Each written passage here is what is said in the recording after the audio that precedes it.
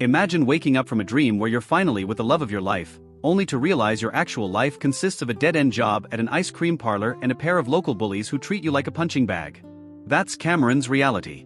But his world is about to get a whole lot weirder, and way bloodier, than he ever imagined. If you've ever wondered what it would be like if your mysterious new neighbor was actually a centuries-old supernatural assassin, then buckle up, because Cameron is about to find out the hard way.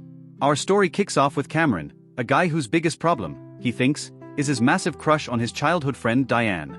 Diane just got back from college, and she is everyone's dream girl status. Cameron is working at the ice cream shop, getting chewed out by his boss Lenny, and desperately trying to secure a date with Diane. But while he's daydreaming about romance, a mysterious woman moves in next door. And let's just say, she isn't there to borrow a cup of sugar. Later that day, Cameron goes over to Diane's place. He's just trying to be a nice guy, but of course the local bullies, Chad and Jason, show up. They accuse him of being a creep and peeping on Diane, and they escalate things by smashing his phone in the middle of the road. Talk about a bad day, right? But the night is still young. Back at home, Cameron accidentally catches a glimpse of his new neighbor Victoria, through her window. She's stunning, she's mysterious, and oops, she catches him looking. Now, normally, a neighbor might just close the blinds. But Victoria? She shows up at his front door. Cameron is terrified, thinking she's there to report him to his parents. Instead, she gives him a choice. As punishment for his peeping, he has to be her personal chauffeur for a few days. Sounds like a weirdly specific punishment, right? Well, the mystery deepens when he drives her to a dark office building. Cameron is waiting in the car when suddenly, a security guard stumbles out of the building, covered in blood, begging for help.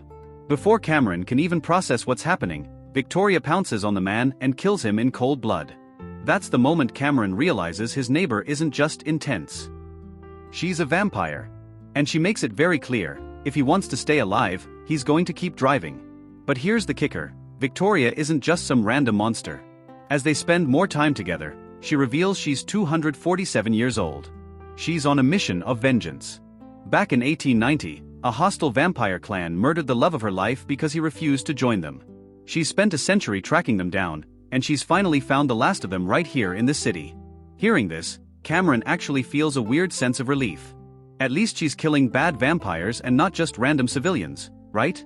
Meanwhile, Cameron is still caught in this awkward love triangle. His friend Martin actually dated Diane back in high school but dumped her at prom because, get this, he was too intimidated by how beautiful she was. Now he wants her back and asks Cameron to help him. Cameron, being the good friend he is, agrees to help, but secretly he's hoping Diane will realize how boring Martin is.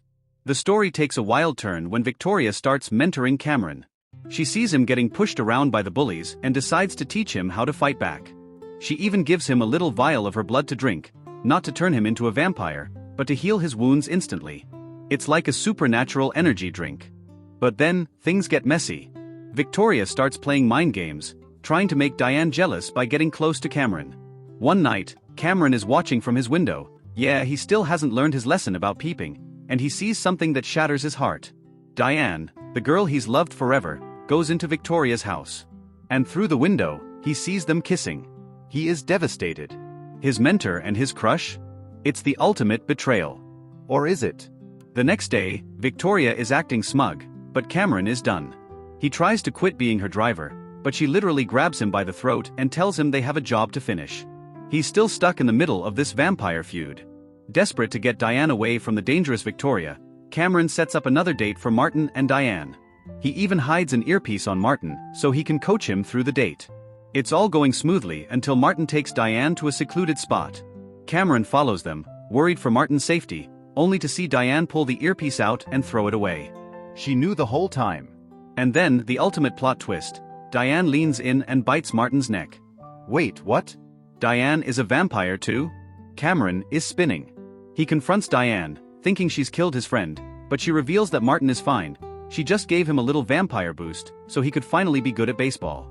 She confesses to Cameron that she's been alive for centuries and has watched everyone she loved die of old age. She was terrified that if she told him the truth, she'd eventually have to lose him too. But the drama isn't over.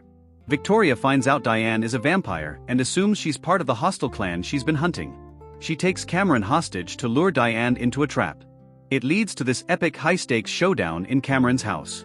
Victoria is ready to deliver the killing blow when Diane drops a truth bomb.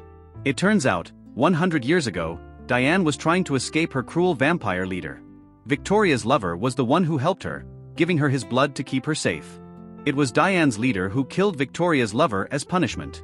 Diane wasn't the enemy, she was the one Victoria's lover died to protect. The air clears, the feud ends, and Victoria and Diane decide to team up and start their own clan, leaving the city behind. Even Lenny, the annoying boss, gets turned into a vampire and joins them. Cameron is left behind, but he's not the same guy he was at the start. He's seen the impossible, survived a vampire war, and even got a kiss from the girl of his dreams before she vanished into the night. He ends up deciding to write a book about his experiences, though his co-worker Liz thinks he's just lost his mind. But we know the truth. So, I have to ask you, if you found out your neighbor was a vampire on a revenge mission, would you stay to help them, or would you move out the very next morning? Thanks for watching.